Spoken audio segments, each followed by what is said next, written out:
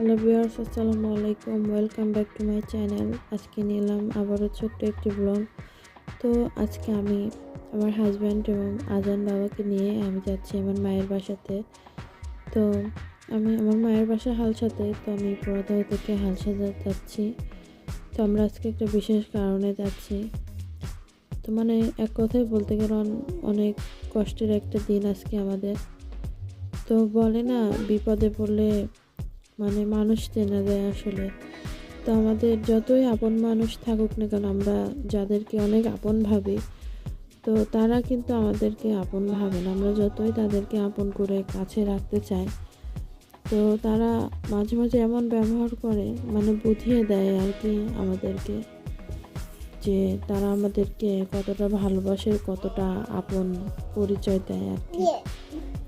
তো আমার মায়ের বাসায় যাওয়ার আজকে একটাই কারণ, আমার মায়ের 2টা ছাগল ছিল, অনেক শখের ছাগল।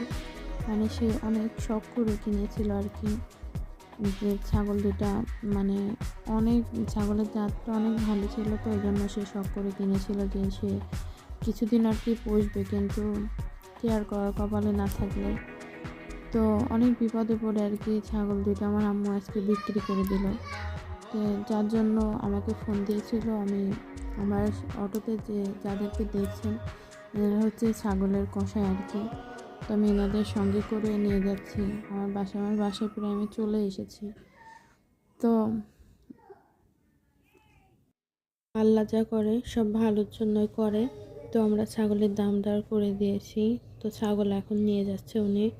তো সবাই দোয়া করবেন আমাদের জন্য। আজকে এই পর্যন্তই। টাটা, আল্লাহ হাফেজ।